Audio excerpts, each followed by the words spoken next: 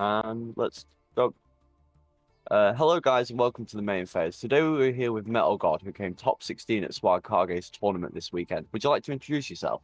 Yeah, sure. So hi, my name's Metalgod. I just kind of got back into doing Yu-Gi-Oh competitively. I fell out of it for a few years, and Master Duel kind of hit right the perfect time.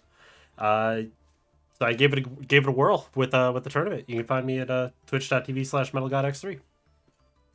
Okay, so you decided to bring Utopia to this tournament. What was influenced that decision? A little bit of a bunch of things. First is that it's actually pretty budget. My version specifically isn't that budget. I'll be honest.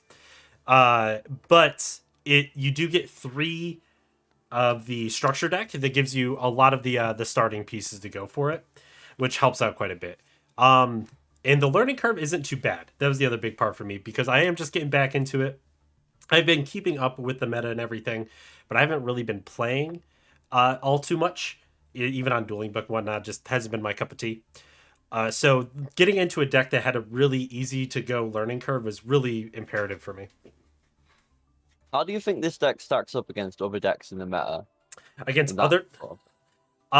from testing at least. So again, this is kind of off the cusp because I am getting back into it. From testing, my biggest issues were with Drytron and with Eldritch. Both of those tend to shut this deck down pretty big. Eldritch because Teekboo is one of the stupidest things ever printed, and Drytron just puts up a ton of negates. So if you don't have like every single starter in your hand, or if you don't open Max C against them, it can be really rough to try to play through all those negates. But for the rest of the meta, it's really just the same old, same old. Like as long as they're not opening like exactly maxi Ash Blossom Infinite Impermanence against you, you can generally go off at least to get a decent board built up, and play Defend the Castle for your Dragnar and for your ultimately Array. Yeah, a lot of the tournament you used Utopia double. Most people associate that card with being an engine, but I see that in this deck it's a lot more than just that, isn't it? Yes, so Utopia Double is it fulfills quite a bit here. So first, always if you can just yup double someone and hit them in the face for normally like 12.6k, it's fantastic. It's hilarious. First of all, I always get a big giggle out of it, but it just also is your starter because with the ZS engine here, you have to go into a Utopia monster. So you go into the Utopia, detach, get your double or nothing. You stack Utopia on it, prime, and then with your Ascended Sage, you're pulling out your hyper rank up magic to go into Dragnar. And Dragnar is the heart and soul of this deck. Let me pull him up here. Uh, Dra- Getting Dragnar out so that you can go into a monster negate plus a spell negate on board is crazy good. It between Leo Ray itself having a negate, you get to equip from deck Pegasus Twin Saber, which is the best monster negate in the game, in my opinion. The fact that it is a monster negate on resolution and it has some weird interactions is fantastic. And then you also get to go into Hope Harbinger early as well. I did come with the idea that potentially the Photon Lord would help. I got this idea from Mambo actually. I did a lot of research into the deck going into the tournament, and he said that this deck is really good against very specific hand effects. I was like, okay, maybe I can pop this off against Max C. I never got to do that once. So hit or miss there. But yeah, it is more of it's a little bit of an engine and a little bit of a centerpiece. Given your performance in this tournament, would you recommend this deck to other people? And generally, would you consider bringing it to other tournaments in the future? I would definitely myself, and that's almost exclusively because I find it fun. Like really, just really, excuse me. I find it really fun. It's the most fun deck in the format for me personally. Um, I would just have to. I would definitely adjust some of the ratios for my hand traps going into it. I kind of did a coward split of two Maxi, two Ash Blossom, two Infinite Imperm because I wasn't really sure what I'd see. But seeing how much Adamancipator and how well Tri Brigade Zoo did, I probably would actually cut these imperms and just go straight for the triple Maxi, triple Ash Blossom. But for other people, I don't know if I would suggest it or not because this definitely does have some issues. I didn't run into virtual world all that much during testing or in the tournament, but I do feel like virtual world could be a bit of a problem with this for this deck unless you go full combo. If you break for whatever reason, or if you just open maybe one piece of interaction, you can't get to the full three pieces of interaction or four pieces that you can sometimes end on. Virtual world can definitely eat through that and just shen you out of the game. Um, Give what's up? I was gonna say, given you said that Drytron and Eldritch were the biggest problematic uh, matchups for the deck, are there any things you would consider running to counter those decks potentially in the future? I mean, I haven't given a lot of thought to it since the tournament. I will be honest. The Drytron matchup is a tough one, just because again, Herald of Ultimateness is just such a stupidly powerful card, and they can normally get anywhere from 4 to 6 negates with that. And being able to play through that is I honestly couldn't tell you. With this deck, maybe going triple imperm for that would help. But even then, like they're still just gonna negate you out of the game. For Eldritch though, I think there is a world where you could maybe it's because this is a best of one format, and this is the biggest issue. I think the biggest weakness of this deck specifically is being a best of one. It's a strength and a weakness, but with this deck not being able to side, it's a weakness. And for Eldritch, I could potentially suggest doing mainboard Royal Decree because you do run the numbers protection in this deck, but it is a one of, and you don't always see it with Astrotopia. So if you can hit the Royal Decree off of Eldritch, they do nothing. Their Eldritch will do nothing to you. You will just beat over their Eldritch every single turn, and they're done. So that I could say that for sure. Given you said that the deck wasn't, while the deck is very budget to play, you said that your version wasn't very budget. Are there any like other cards you'd consider playing if you were on a budget? Yes. So one of the big ones was this Heart Earth Dragon. I think this is the one. Yeah, Heart Earth Dragon. Being a normal is pretty good, and this basically says at the end of your opponent's turn, detach anything they normal summoned, special summoned, or set during that turn gets banished. And it has battle protection and destruction protection. This is a really good budget option instead of the Hope Harbinger or the Photon Lord. I originally was going to run it even, and I probably should have over the Photon Lord, but I digress. So I could definitely suggest that. And then I actually can't remember. Let's see, Gaga Cowboy. Is Cowboy UR? Oh, geez, can I not spell? Yeah, so you are. It is a UR. Okay. And it is like a pullable one.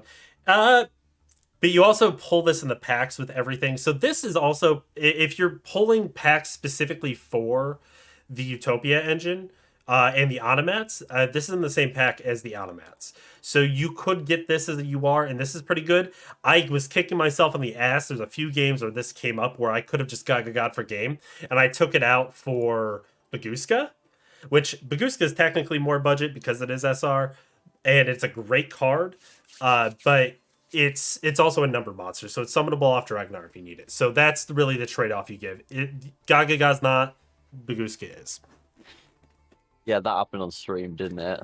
Yes, it did. I attacked in with Utopia, and they used Chalice to pump up their Skullmeister to 2100 and lived on 100 life points. And I was in my stream molding. I was like, oh my god, I could have just got for game, but I took it out. I submitted this deck list 3 separate times in the deck list submission, and my first 2 had Gaga Cowboy in it. And I'm like, I can't believe I took this damn card out.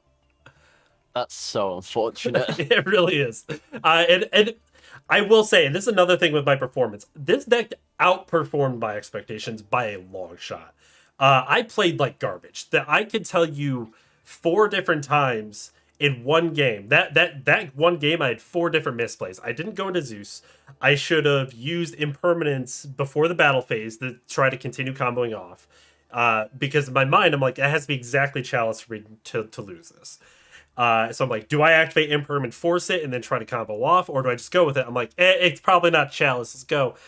Don't do that. Don't be stupid like me. Yeah, it was really unfortunate.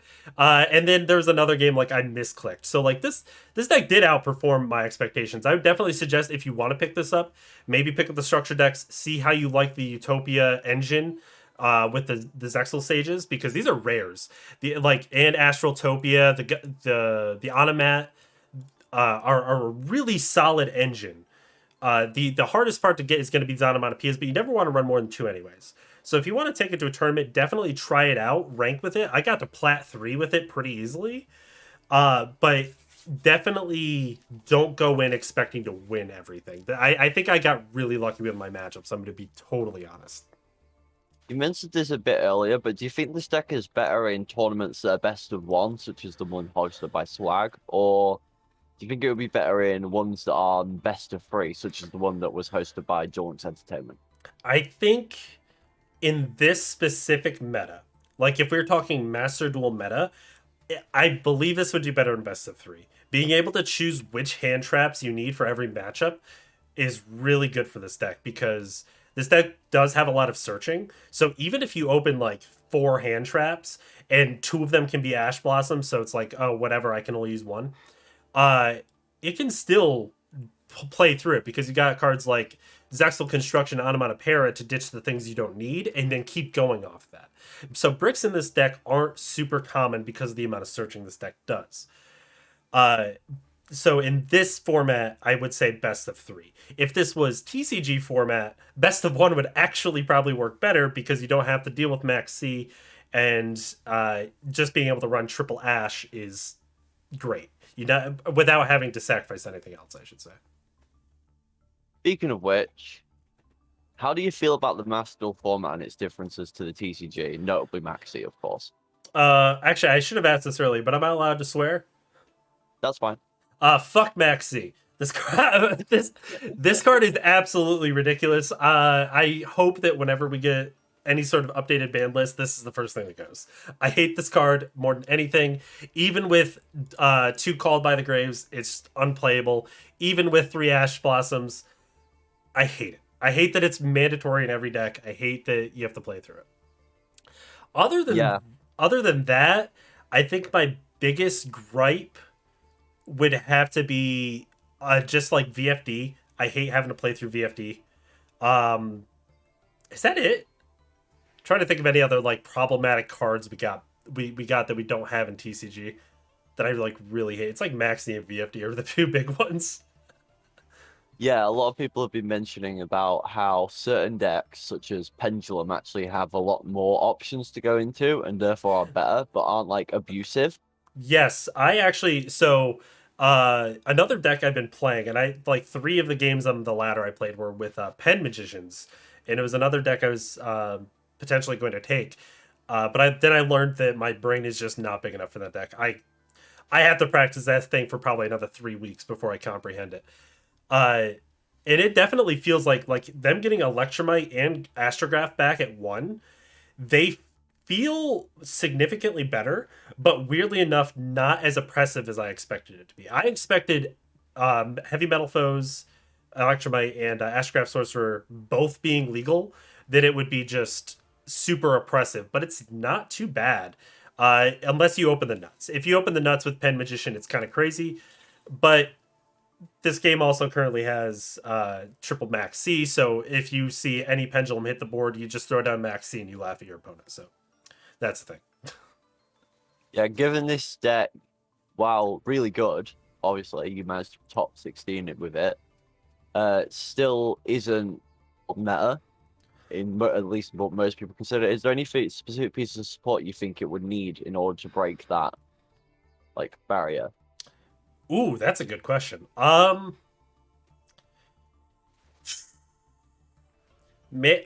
really couldn't tell you. You know what I'd like? I would like a Pegasus Twin Saber version for trap and spells.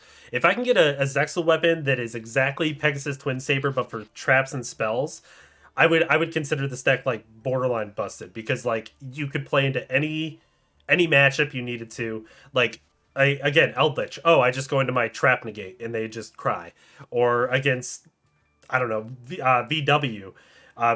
you have your Twin Saber, but you can also get the spell one to deal with their Kowloon. So that would be kind of cool. But other than that, I'm not too sure. This deck does, it's a pretty well self-contained engine, because these two cards being able to special summon themselves for free is crazy. They also search out other cards. It's crazy.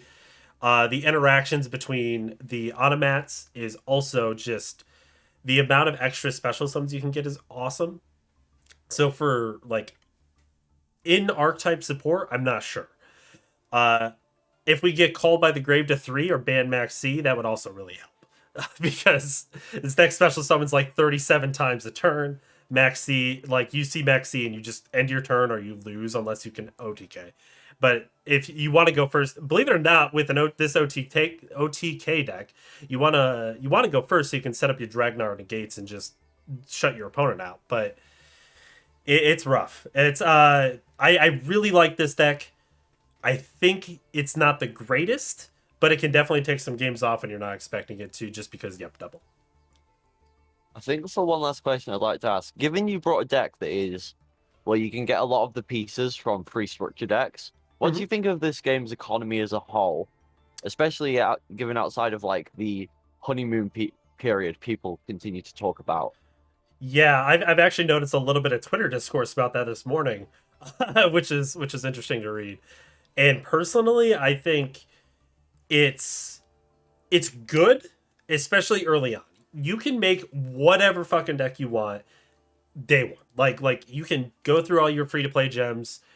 You can get your bundle packs with Ash Blossom and Lightning Storm and Solemn, and you can build whatever deck you want day one. After that, you're really starting to chug through gems. Like you're gonna want to build your staples, and those are all UR. Like I want to say the pot cards are SR, and that's really the only staples that aren't UR.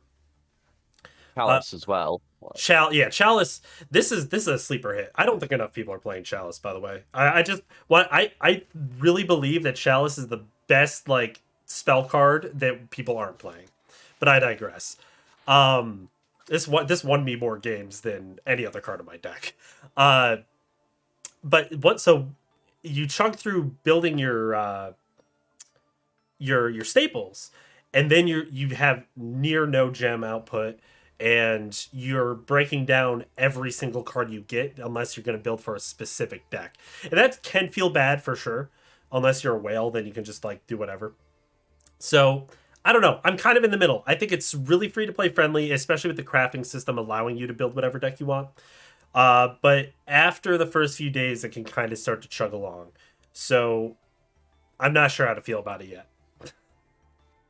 Right, think that's enough. Thanks. Do you Yeah. have anything else you'd like to mention? You said you had a Twitch at the start. Yeah, so I took a pretty long break from it, but I've been trying to get back into streaming on Twitch. It's twitch.tv/MetalGodX3. I don't have a set schedule or anything. I have a 6-year old and a job at home, so things can be kind of crazy. Um, Other than that, not much. I just want to say thank you for having me on, and I appreciate getting a chance to talk about this. Huge shout outs to Swagkage for putting together the tournament that this was for, and MBT, Distant, and Farfa for doing some of the commentary. I got a lot of love from the community, which felt really good. So yeah, I just appreciate you having me on. Thank you. You're welcome. Well, I don't know how to end this. Just bye. Bye. Alrighty. I just stopped recording.